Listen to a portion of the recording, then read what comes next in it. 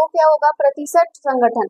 प्रतिशत संगठन का मतलब क्या होता है, किसी भी यौगिक में तुम जानते हो कि जो हमारा यौगिक बना होता है वो किससे मिलकर बना होता है, कई सारे तत्वों से मिलकर बना होता है। तो उसमें क्या होता है बेटा कि जब हमारे पास यौगिक होते हैं तो उसमें कई सारे तत्व हैं, उन तत्वों की प्रतिशत मात्रा को हम लोग क्या करते हैं, प्रतिशत संगठन। अब जैसे मान लीजिए हमने क्या लिया, वाटर लिया, उसका फॉर्मूला H2O हो गया, तो उसमें एक एक तत्व है, हाइड्रोजन है, ऑक्सीजन है, उसमें ऑक्सीजन की कितनी प्रतिशत मात्रा है, वो हाइड्रोजन की कितनी प्रतिशत मात्रा है, यही क्या है, हमारा प्रतिशत संगठन है। इतनी बातें क्लियर आई।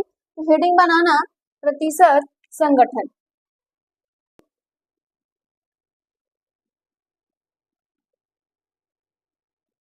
यौगिक किसी यौगिक में उपस्थित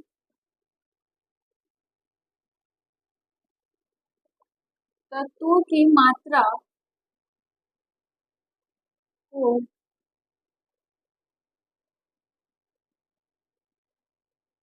प्रतिशत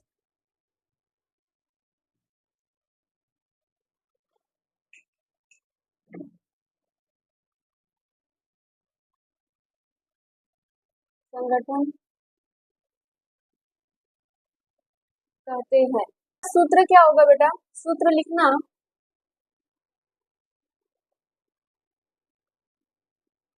इसका जो भी फॉर्मूला होगा, फॉर्मूला में क्या होगा, 100। ठीक, यही क्या है बेटा, इसका सूत्र है। क्या है, किसी यौगिक में उपस्थित तत्वों की मात्रा को प्रतिशत संगठन कहते हैं। इसका सूत्र क्या है, यौगिक में उपस्थित तत्वों का द्रव्यमान, यौगिक में कोई भी तुम्हारा उपस्थित होगा, सारे तत्वों का द्रव्यमान होगा, फिर यौगिक का मोलर द्रव्यमान क्या होगा, मोलर द्रव्यमान गुणे 100। इससे आप निकाल सकते हो क्या, हमारा प्रतिशत संगठन। अब बेटा हमारा मोस्ट इम्पोर्टेंट जो आता है वो क्या होता है, मूलानुपाती सूत्र। मूलानुपाती सूत्र ये बहुत इंपॉर्टेंट होता है।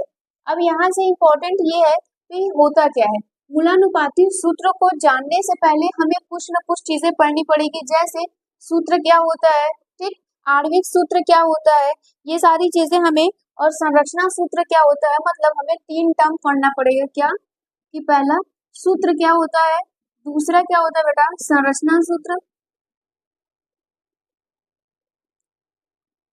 संरचना सूत्र, नेक्स्ट क्या होता है, अणु सूत्र। अगर हम ये 3 टर्म अच्छे से जानेंगे तभी हम क्या पढ़ पाएंगे कि मूलानुपाती सूत्र क्या होता है।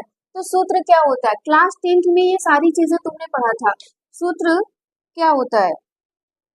अब यहाँ पे सूत्र क्या है, क्लास 10th में आपको सूत्र पढ़ाया गया था, संरचना सूत्र भी पढ़ाया गया होगा, अणु सूत्र भी पढ़ाया गया होगा। तो सूत्र जो होता है बेटा, यहाँ पे बहुत सिंपल सी बात है, सूत्र का हेडिंग बनाना है, उसमें जानो सूत्र क्या होता है।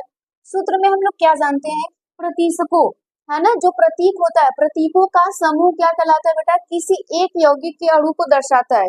ये बात समझ में आई, वही तो हमारा सूत्र है। जैसे अगर हम ये पानी लिखते थे तो इसका पानी का सूत्र क्या होता था, H2O, ये क्या है, इसका सूत्र है ना। इसमें क्या है बेटा बताओ, ये सारे का प्रतीक को दर्शाता है, ये प्रतीकों का समूह है ना, हाइड्रोजन का ये प्रतीक है, ये ऑक्सीजन का प्रतीक है, इन्हीं प्रतीकों के समूह को तो हम सूत्र कहते हैं। क्या मेरी बात क्लियर हो पा रही है, अगर क्लियर हो पा रहा है तो कमेंट में बताना, ये बात समझ में आया, इसको लिखो कि सूत्र होता क्या है। बात समझ में आ गई, प्रतीकों का वह समूह जो किसी पदार्थ के एक अणु को दर्शाता है सूत्र कहलाता है। जैसे जैसे में क्या होगा, जैसे में ग्लूकोज का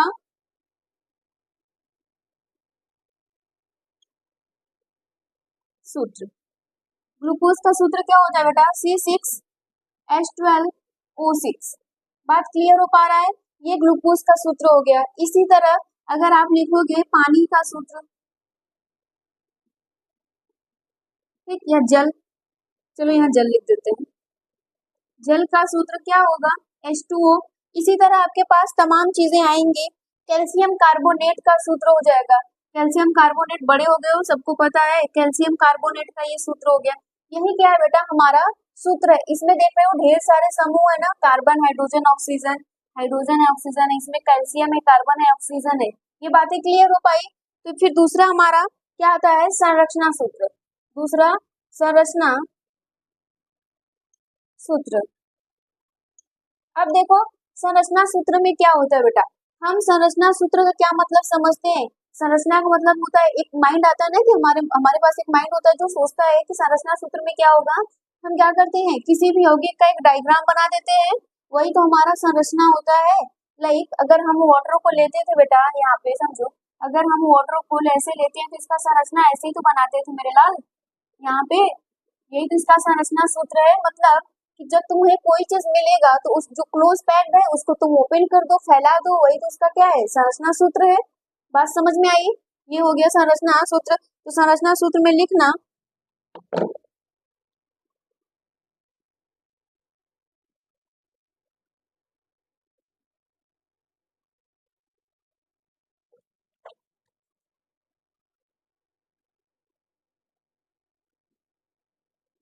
यहाँ पे समझ रहे हो संरचना, इसका संरचना कैसे बना था बेटा, यही बना था, ये हो गया इसका संरचना। ठीक, इसी तरह बेटा हम अगर मेथेन लेते हैं, ये क्या है हमारे पास मेथेन, तो इसकी संरचना कैसे बनाते थे, ये हो गई इसकी संरचना। क्लियर हो पाया, यहाँ तक किसी को डाउट, समझ गए ना कि संरचना सूत्र क्या होता है। नोट करो इसको बेटा, अणु सूत्र। अणु सूत्र, अणु सूत्र क्या होता है, जैसे अगर मैं यहाँ पे ले लूं कैल्शियम सल्फेट, या सॉरी कॉपर सल्फेट, चलो कॉपर सल्फेट ले लिए, ठीक, कॉपर सल्फेट में लेते हैं तो ये क्या है बेटा, एक अणु है। क्या है ये, अणु है। ये बात समझ गए, सल्फेट क्या है, एक अणु है, और इसमें उपस्थित जितने भी ऑक्सीजन है ये क्या है बताओ, क्या है, परमाणु। ठीक, सॉरी ये परमाणु है। बात समझ में आई तुम्हारा, ये एटम्स हो गया, ये पूरा का पूरा क्या था, ये मॉलिक्यूल था, और ये जो पूरा बना है वो एक कंपाउंड है। क्लियर हुआ, एक यौगिक है। तो यही है तुम्हारा अणु सूत्र। अणु सूत्र क्या होता है, डिफिनीशन लिखोगे तो बहुत आसानी से क्लियर हो जाएगा। समझ में आया था ना कि अणु सूत्र बेटा क्या है। यहाँ से देखो तुमसे एग्जाम में नहीं पूछेगा कि संरचना सूत्र क्या होता है, अणु सूत्र क्या होता है। हाँ, अगर आप किसी कम्पिटेटिव में देते हो तो हाँ संरचना सूत्र जरूर पूछ लेता है, ठीक, लेकिन अणु सूत्र वगैरह आपसे जल्दी नहीं पूछा जाएगा। लेकिन इसको जानो कि होता क्या है, जब जानोगे तभी तो मूलानुपाती समझ में आएगा। क्लियर, यहाँ पे क्या लिखा गया है, किसी यौगिक का वह सूत्र जो उसके अणु में उपस्थित विभिन्न परमाणुओं को वास्तविक संख्या को प्रदर्शित करता है, अणु सूत्र कहलाता है।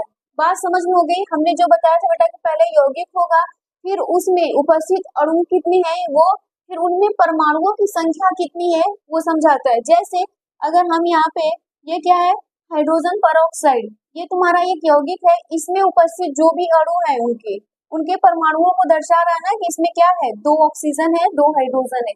यही है तुम्हारा क्या, लिख लो,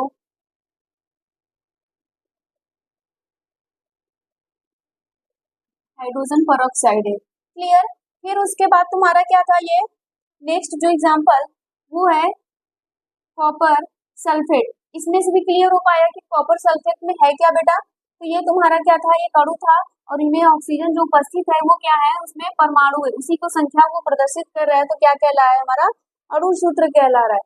अब हम पढ़ेंगे मूलानुपाती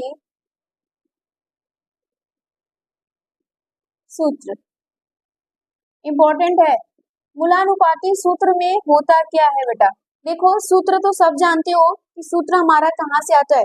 अब मूलानुपाती सूत्र क्या है, मूलानुपाती सूत्र में ये बोला जाता है कि तुम मूलानुपाती सूत्र कैसे निकालोगे, कोई भी तुम्हारा सूत्र दिया है उसका रेशियो निकालो और उसके सरल रेशियो में बदल दो, उसका सिंपल सा रेशियो निकालो, वही तुम्हारा क्या कहलाएगा, मूलानुपाती सूत्र कहलाता है। क्या मेरी बातें समझ में आ रही है। कोई भी तुम्हारा यौगिक होगा, कोई भी यौगिक है बेटा, उसमें उपस्थित जितने भी अणु हैं, जितने भी अणु हैं, परमाणु हैं, उनका क्या करो, एक रेशियो निकालो, फिर उस रेशियो को और भी एकदम सिंपल कर दो, और भी सरल कर दो, एकदम छोटा सा।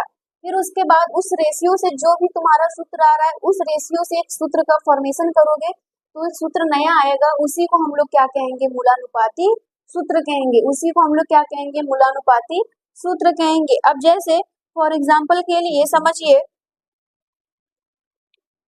यहाँ पे मैं ये ले रही हूँ, ठीक, ये यौगिक है, इसमें कितना है, नाइट्रोजन 2 है, ऑक्सीजन कितना है बेटा 4 है। इसको खत्म करोगे तो कितना आएगा, 2 आएगा। ये रेशियो है, इससे तुम्हें एक नया सूत्र बनाना है इसी को लेकर, ठीक। तो नाइट्रोजन कितना 1, ऑक्सीजन कितना 2, यही तुम्हारा क्या है, मूलानुपाती सूत्र है। क्या है बेटा, मूलानुपाती सूत्र है आपका।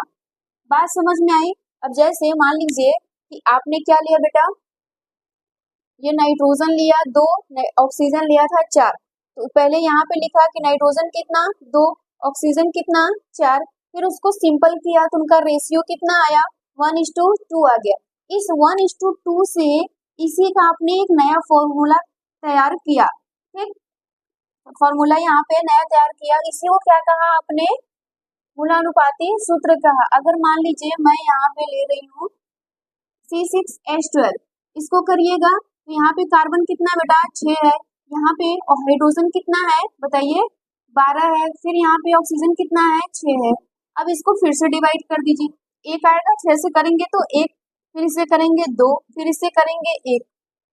अब आपको बनाना है तो कार्बन 1, ठीक, हाइड्रोजन कितना बेटा 2, फिर कितना ऑक्सीजन 1। ये आपका जो सूत्र आया यही क्या है, मूलानुपाती सूत्र है। यही क्या है बेटा, मूलानुपाती सूत्र है। आप देख रहे हो जो रेशियो निकल के आ रहा है उस रेशियो को हम लोग क्या कर रहे हैं बेटा, और भी छोटा कर दे रहे हैं, और भी छोटा कर दे रहे हैं, तो हमारा मूलानुपाती सूत्र आ जा रहा है। क्या बातें समझ में आ गई, क्लियर हो पाया, ठीक। अब इसका आप डिफिनीशन लिखेंगे, ज्यादा आसानी से समझ गए जाएंगे कि डिफिनीशन में होता क्या है। समझ पाए, देखिए किसी यौगिक का वह सूत्र जो उस यौगिक के अणु में उपस्थित तत्वों के परमाणुओं की संख्या का सरलतम पारस्परिक अनुपात व्यक्त करता है। बेटा अभी हम बताए थे ना कि सिंपल एक अनुपात निकालिएगा उसको व्यक्त करता है, वही क्या कहलाता है, मूलानुपाती सूत्र। क्या कहलाता है, मूलानुपाती सूत्र या फिर सरल सूत्र कहलाता था। फॉर एग्जाम्पल के लिए जैसे अभी बताए थे, ठीक, इसको इसको कैसे निकालते हैं बेटा, यहाँ पे 1 आएगा, सॉरी यहाँ पे 2 आएगा, यहाँ पे 4 आएगा, समझ रहे हैं, नाइट्रोजन 2, ऑक्सीजन 4, इसको बेटा सरल कर दीजिए 2 आ जाएगा। अब इसका आप सूत्र बनाइएगा, N कितना 1, ऑक्सीजन कितना 2, इसी को क्या कहते हैं, मूलानुपाती सूत्र कहते हैं। क्या कहते हैं बेटा, मूलानुपाती सूत्र कहते हैं। बात क्लियर हो गई। अब आता है आपका एक फॉर्मूला होता है बेटा कि अणु सूत्र बराबर अणु सूत्र बराबर N इंटू मूलानुपाती सूत्र, N इंटू मूलानुपाती सूत्र। ये अगर आपको अणु सूत्र निकालना है तो N इंटू मूलानुपाती सूत्र करिएगा। N क्या है, संख्या, क्या है बेटा, N संख्या है, इतना नोट करिए।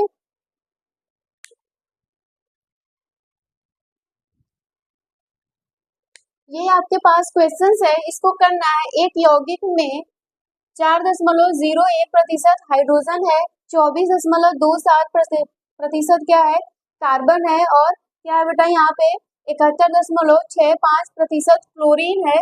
इसके मूलानुपाती सूत्र क्या होगा, ये आपको सूत्र निकालना है। अब देखो अगर बेटा मैं वैसे ही करके बता दूंगी तो शायद आप कर ले जाओगे, लेकिन आज करोगे, उसके बाद अगर भूल जाओगे तो फिर करने का तरीका नहीं पता होगा।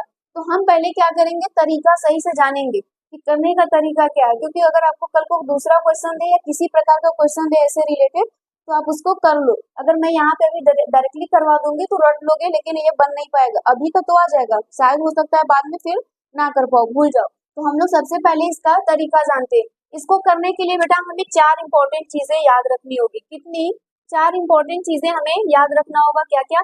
स्टेप वाइज आप लिखिएगा, फिर उसके बाद समझिएगा कि हम इसको करेंगे कैसे।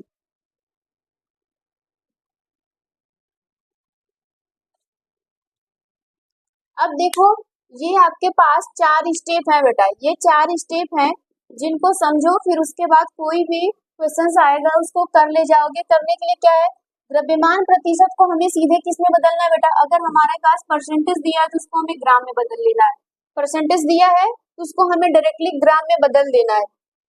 फिर प्रत्येक को मोलों की संख्या में परिवर्तित कर देना है। प्रत्येक को क्या करेंगे, हम उसके मोल में चेंज कर देंगे। फिर है कि मोलों की संख्या को सबसे छोटी संख्या से विभाजित कर देना है।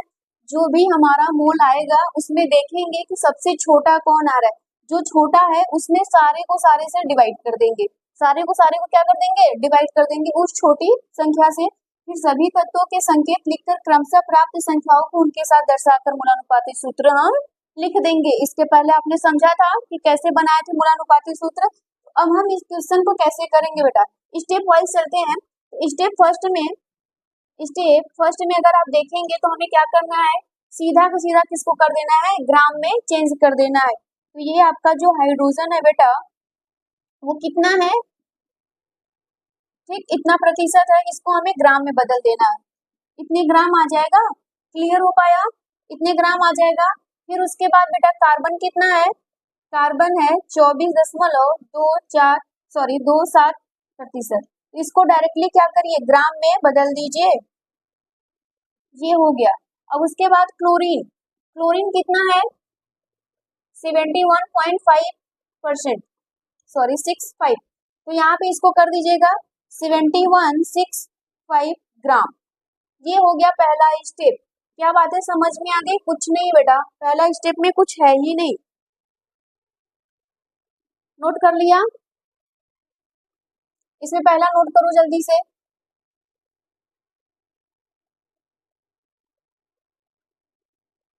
अब दूसरा आता है, दूसरे स्टेप में हमें क्या करना है, स्टेप सेकंड। स्टेप सेकंड में क्या करना है बेटा, मोलों की संख्या में परिवर्तित कर देना है। एक फॉर्मूला पढ़ाया गया था, मोल की संख्या अगर निकालना हो तो हमें क्या करना पड़ेगा, क्या करना पड़ेगा, तो यहाँ पे क्या होता था, संख्या अगर हमें निकालना है तो यहाँ पे क्या करेंगे, ग्राम में मोल इसके अपॉन मोलर द्रव्यमान, क्या होगा, मोलर द्रव्यमान। मोलर द्रव्यमान का क्या मतलब है, उसका जो भी हमारे पास मॉलिक्यूल दिए गए हैं या फिर कोई भी एटम्स दिया गया है, मतलब अगर हाइड्रोजन दिया है, कार्बन दिया है, क्लोरीन दिया है, तो इन सब का हम यहाँ पे मोलर द्रव्यमान रखेंगे। मतलब ये है कि उनका मास, ठीक, ये समझ में आया था मोलर द्रव्यमान क्या है। अब यहाँ पे अगर तुम हाइड्रोजन का देखोगे, अगर बेटा हम हाइड्रोजन का देखते हैं तो हाइड्रोजन का ग्राम मोल कितना है, 4.07, ठीक। और मोलर द्रव्यमान हाइड्रोजन का मास कितना होता है, 1। अगर इससे हम करेंगे, डिवाइड करते हैं तो कितना आएगा, 4.07 ही आएगा, ठीक। फिर उसी तरह अगर हम यहाँ पे दूसरा ले लें, अगर हम यहाँ पे दूसरा कार्बन, कार्बन लेते हैं तो कार्बन कितना है 24.27 कितना करेंगे, कार्बन का मास कितना होता है 12, इसको डिवाइड करोगे तो कितना आएगा 2.0 समथिंग, कुछ ऐसे ही आएगा, क्लियर। फिर उसके बाद अगर हम क्या करेंगे, क्लोरीन को लेते हैं, क्लोरीन को लेंगे तो क्लोरीन का द्रव्यमान कितना है ग्राम में 65, ठीक, ये हो गया। और मास कितना होता है इसका, इसका मास होता है 35 ये, अगर इसको करेंगे तो लगभग इतने की आएगा, ठीक, 2.03, ये आ जाएगा तुम्हारा मोलों की संख्या। बात समझ में हो रहा है कि नहीं, यहाँ पे मोल लिख दो, ये हो गया मोल, ये इतने मोल आ गए तुम्हारा। फर्स्ट स्टेप में हमें क्या करना है, कोई भी प्रतिशत दिया रहेगा तुम उसको किस में चेंज करोगे, किस में चेंज करोगे, डायरेक्टली ग्राम में चेंज कर दो। फिर उसके बाद तुम्हारा जो ग्राम मिलता है तो तो प्रत्येक तत्व के मोलों की संख्या में परिवर्तित करना है। प्रत्येक जो तत्व है उनका ग्राम है, ठीक, उन्हें मोल में बनाना है। इतने इतने मोल में सब आ गए और तुमसे बोला क्या गया, जो सबसे छोटा हो सब में डिवाइड कर दो। सबसे छोटा ये, तुम चाहे इन दोनों को देखोगे, अगर कार्बन और क्लोरीन को देखोगे तो बराबर बराबर आ गया, सबका डिवाइड कर दो कोई एक लेकर। ये तुम्हारा थर्ड स्टेप बोलता है। क्या बोलता है थर्ड स्टेप? क्या बोल रहा है, मोलों की संख्या को सबसे छोटी संख्या से विभाजित कर दो। जितना मोल आया है सबको क्या करो, विभाजित कर दो। तो ये दूसरा पॉइंट हो गया है, तो पहले इसको नोट कर लो फिर दूसरा लिखवाते हैं। अब अगर तीसरा अगर हम चले, तीसरे में क्या था, हाइड्रोजन है। हाइड्रोजन का आया कितना था मोल, 4.07, ठीक, ये हो गया था। फिर उसके बाद कार्बन का कितना आया था, कार्बन का हमारा आया था 2.03, ठीक। उसी तरह क्लोरीन का भी आया था, ये सारे मोल में है, इतने मोल आ गए। अब इनको किससे करना है, सबसे छोटी वाली संख्या, तो इन दोनों में से तुम कोई भी ले लो, ये दोनों बराबर है, उससे हमें डिवाइड करना है। इससे क्या करना है, ये डिवाइड करना है, सबको उससे भाग दे दो। अब अगर तुम सबसे उससे भाग दे रहे हो तो देखो यहाँ पे क्या होगा, ये इससे कट जाएगा, ये 2 आ जाएगा और ये कटेगा तो 1 आएगा, ठीक। ये क्या आ गया, 1 आ गया। यहाँ पे हाइड्रोजन कितना आया, 2 आया, कार्बन कितना आया, 1 आया, क्लोरीन कितना आया, 1 आया। क्लियर हो पाई बात? तो उसी तरह अब क्या कह रहा है, चौथा पॉइंट कह रहा है कि सभी तत्वों के संकेत लिखकर क्रमशः संख्याओं को उनके साथ दर्शा दीजिए। वही आपका क्या कहलाएंगे, मूलानुपाती सूत्र कहलाएंगे। अब इतना आया, हाइड्रोजन का बेटा कितना आ गया, 2 आ गया, कार्बन कितना आया, 1 आ गया, क्लोरीन कितना आया, 1 आया। अब इन सारे नंबर को तुम दर्शा दो। अब यहाँ पे लिखोगे कार्बन, हाइड्रोजन और क्लोरीन, तो बेटा कार्बन कितना है, 1 है, क्लोरीन कितना है, 1 है, हाइड्रोजन कितना है, 2 है। ये आपका चौथा पॉइंट था। ये क्या हुआ, आपका मूलानुपाती सूत्र आया। ये क्या हुआ, मूलानुपाती सूत्र आया। अब देखो यहाँ पे कुछ लोग क्यों ऐसे करेंगे कि क्यों आपने पहले क्या लिखा, कार्बन। बड़ा ऑर्गेनिक केमिस्ट्री में ये रूल होता है, इसको मानना ही पड़ेगा। सबसे पहले हम कार्बन लिखेंगे, फिर हाइड्रोजन लिखेंगे, फिर अदर कोई एलिमेंट आते हैं तो उनको ऐड करते हैं। ये बात क्लियर हो गई?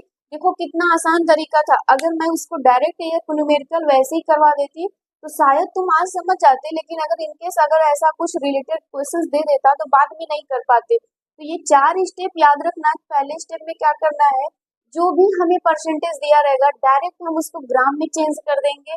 फिर उसके बाद प्रत्येक तत्व जितने भी हमारे पास एलिमेंट अवेलेबल होंगे सभी को हम लोग क्या करेंगे, मोल में चेंज कर देंगे, उनको मोल में संख्या प्राप्त कर लेंगे। फिर उसके बाद मोलों की संख्या में हम देखेंगे कि हमारे पास सबसे छोटी संख्या कौन आ रही है। तो जो हमारे पास सबसे छोटी संख्या होगी सबका भाग उससे दे देंगे, सबको उससे डिवाइड कर देंगे।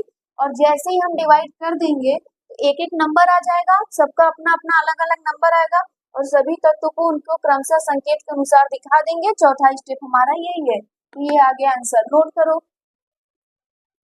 बनाना रस समीकरण मिति।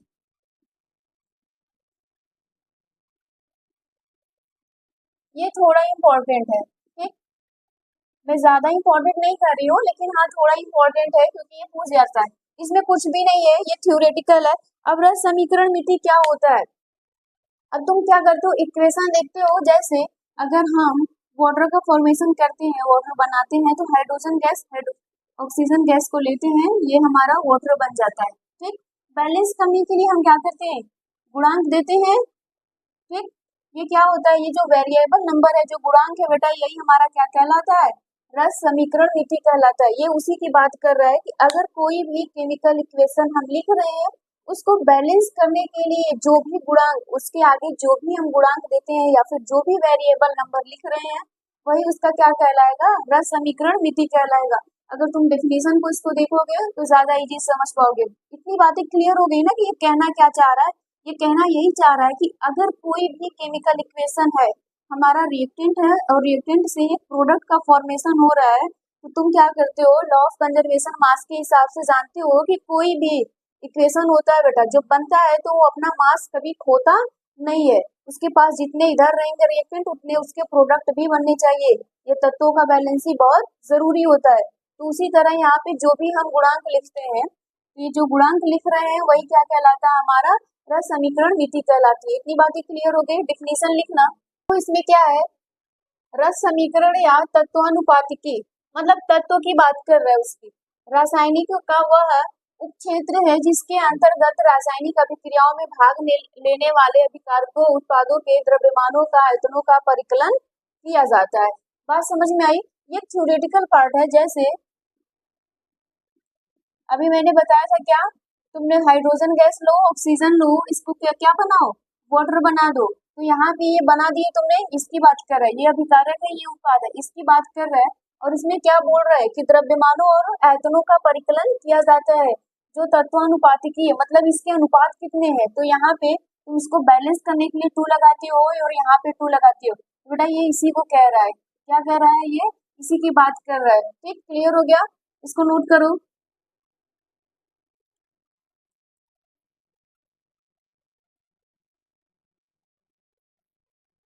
अब नेक्स्ट आपका हेडिंग आता है, रासायनिक अभिक्रिया में सीमांत अभिकर्मक का क्या होते हैं। सीमांत अभिकर्मक क्या होता है?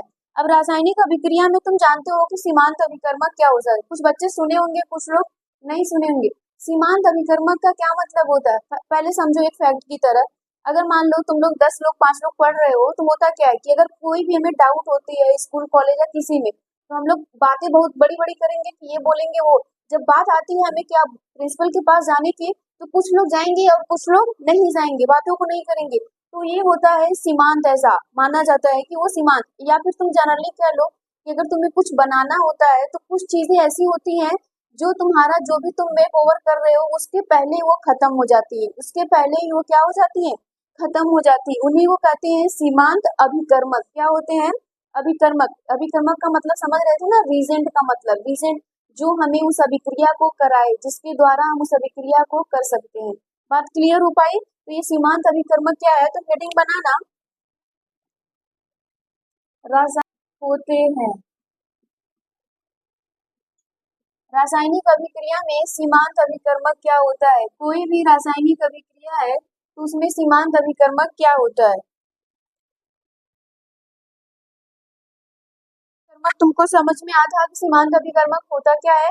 सीमांत अभिकर्मक का क्या मतलब होता है कि तुम किसी भी रिएक्शन को करवाओ और उस रिएक्शन में अभिकर्मक है जिसकी उपस्थिति में वो कर रहा है, अगर वो पहले ही खत्म हो जाता है किसी अभिक्रिया को पूर्ण होने से पहले, कंप्लीट होने से पहले, तो वो हमारा कहलाएगा सीमांत अभिकर्मक। क्या कहलाएगा? सीमांत अभिकर्मक। अब डिफिनीशन देखो। अब देखो रासायनिक अभिक्रिया में सीमांत अभिकर्मक क्या होते हैं। तो यहाँ पे कई बार रासायनिक अभिक्रियाओं में अभिकारकों की उतनी मात्रा उपस्थित नहीं होती है जितनी मात्रा संतुलित अभिक्रिया के लिए आवश्यक है। बात समझ में आई? तो यहाँ पे उतनी मात्रा उपस्थित नहीं होती है। मैंने अभी बोला था ना कि कुछ ऐसे होंगे जो नहीं करवाएंगे, बीच में अभिक्रिया को छोड़ देंगे। अभिक्रिया को संतुलित करने के लिए जितनी मात्रा चाहिए, आवश्यकता के लिए आवश्यक है, ऐसी स्थितियों में एक अभिकारक की मात्रा दूसरे अभिकारक की मात्रा से अधिक होती है। बात समझ में आई? मतलब अगर 2 रिएक्टेंट है तो उसमें एक की मात्रा ज्यादा होगी और एक की मात्रा कम हो जाती है। अतः वे अभिकारक या अभिकर्मक जो अभिक्रिया में प्रस्तुत हो जाते हैं तथा उत्पाद की मात्रा को सीमित कर देते हैं। बेटा जब हमारा प्रोडक्शन होता है ना, जब उत्पाद बनने लगता है, उत्पाद को वो सीमित कर देते हैं, वो रोक देते हैं, तो उसी को हम लोग क्या कहते हैं, सीमांत अभिकर्मक कहलाते हैं। क्या कहलाते हैं वो? सीमांत अभिकर्मक। खैर ये इम्पोर्टेंट तो उतना नहीं है, लेकिन ये पूछा जाता है। क्यों? क्योंकि वो जब भी पूछेगा वो सीमांत अभिकर्मक से पूछेगा, आपसे ये नहीं पूछेगा, इतना बड़ा कहानी की तरह नहीं पूछेगा, बस ओनली पूछेगा सीमांत अभिकर्मक क्या होता है। तो इतनी बड़ी चीजें जो आपको समझ में आया है वो लिखना। अगर ज्यादा नहीं समझ में आ रहा तो बस ये लिखना कि कोई भी हमारा रासायनिक अभिक्रिया होगी उसमें जितनी मात्रा उपस्थित होनी चाहिए उतनी मात्रा उपस्थित नहीं होती है एक संतुलित अभिक्रिया को बनाने के लिए।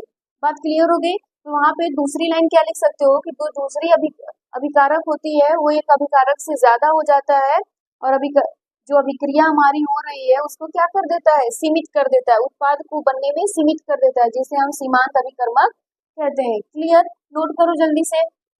इसके हिसाब से समझो, 1 ग्राम मैग्नीशियम को 0.5 ग्राम यहाँ पे 0.5 ग्राम ऑक्सीजन में जलाने पर क्या होगा, मैग्नीशियम ऑक्साइड प्राप्त होता है। इस अभिक्रिया में सीमांत अभिकर्मक को निम्न गणना करना है। यहाँ पे होगा क्या, अब ये रहा तुम्हारा मैग्नीशियम, ये किसकी उपस्थिति में जल रहा है, ऑक्सीजन को क्या बनाएगा, मैग्नीशियम ऑक्साइड, मैग्नीशियम ऑक्साइड बना रहा है। इसको बैलेंस कर दो, ठीक, ये तुमने बैलेंस कर दिया। अब यहाँ पे मैग्नीशियम कितना मोल है, अगर मैग्नीशियम देखोगे तो 2 मोल है, और ऑक्सीजन कितना है, ये भी 2 मोल है। क्लियर, ऑक्सीजन नहीं सॉरी, यहाँ पे ऑक्सीजन कितना है, 1 मोल है। फिर यहाँ पे पूरा मैग्नीशियम ऑक्साइड कितना है, 2 मोल, मैग्नीशियम ऑक्साइड कितना है, 2 मोल है। क्लियर, अब इसके बाद तुम्हें क्या करना है, इसको गणना करना है कि ये कैसे आएगा। अगर हम एक मैग्नीशियम का मास निकालते हैं तो कितना आएगा, 24, 2 का निकालेंगे तो कितना आएगा, 48 ग्राम, कितना आएगा, 48 ग्राम। और इसी तरह ऑक्सीजन का अगर हम द्रव्यमान निकालते हैं, मास निकालेंगे तो कितना आएगा, 32 ग्राम, ठीक, यहाँ पर आ जाएगा 32 ग्राम। क्यों, क्योंकि एक ऑक्सीजन का होता है 16, 2 का कितना हो जाएगा, 32। अगर इन दोनों का आप करेंगे तो ये कितना आएगा, जल्दी से बताओ कमेंट में, ये कितना आएगा,